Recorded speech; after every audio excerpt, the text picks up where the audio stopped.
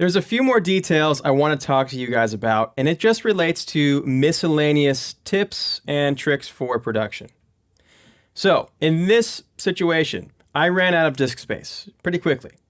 I want to render everything on my solid state drive, but as you may know, solid state drives are not so cheap and they don't have a lot of storage on them.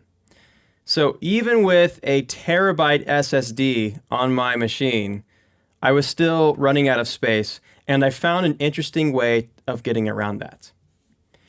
Now, remember how I mentioned briefly that I essentially doubled the playback speed on the Flames?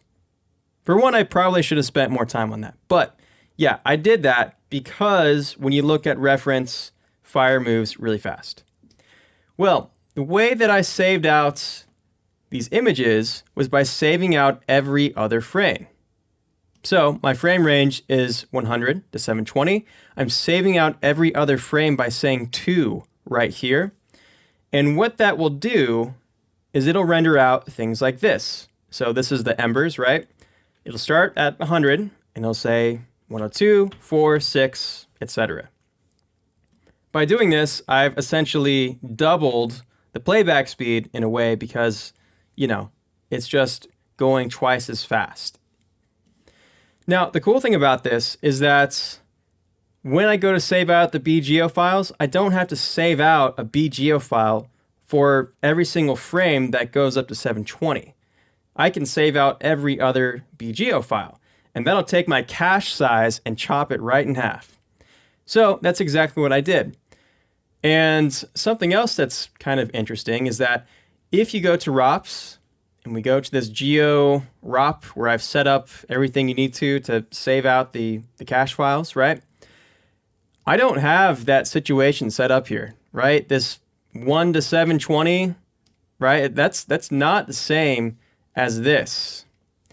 But when you go and you say render node by node right here, it's going to take this main render, this range, and apply it to everything above. And I'm not sure if that's a bug or if that's intentional, but that is how it worked on my end. So by doing that, I didn't have to save out every single BGO file, and my storage problem was resolved. So that's just a little side thing that I did. Also on the flying embers, I turned up the motion blur, and I did 9 steps, and I went and did a frame duration of 4. Because after looking at reference, I noticed that these flying embers actually have really long tails most of the time when they're being filmed. So because of that, I just turned this up. Also, on the burst of flying embers, I turned down the number of particles being born. So I went down to 1,000 on that. But the moral of the story is, and here's what I want you guys to think about. I don't want you to just copy these numbers from me and just think that, oh, well, that's just, these numbers are just how you do it, right? It's always how you do it. 1,000's always how you do it. Because that's totally not what I'm teaching here. I'm teaching you a way of adapting to any given situation. And that means finding the numbers that are right for that particular sim, for that project. As you can see, there's so many different settings and parameters that it's a bit impossible just to say, oh, this needs to always be 0.5 or 1,000 or whatever that number is, right? So I want you to be able to figure out these parameters for yourself based on knowing how it generally works within the simulation and what it's trying to achieve. That's what I hope that you get out of this course. So again, don't worry about copying these settings for verbatim. Just adapt to what you think looks good. And on top of that, let's show you the comp. There is nothing fancy about this. I brought in the image.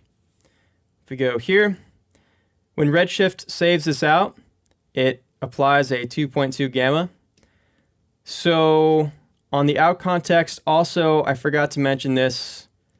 There's just a ton of little things that end up happening here. But if you go to Outputs, Post Effects, check on these color LUT controls before you save out. It's going to cause this 2.2 gamma, but in comp, no problem. Bring it down, add it together, and that's all I did. From there, you can adjust the levels, the color curves like you normally would within the comp context. But that is essentially how I did that. You might have also noticed that the flames look a bit different than what you've seen before. And that's because I went back and changed a couple settings. Mainly just turning down the temperature so that the temperature wasn't going as intensely. And that's pretty much it. But I want to talk about in the next video how to incorporate feedback. Because as you know, this is a very delicate system. And one little change can make huge impacts across the whole thing. So we'll talk about that in the next video.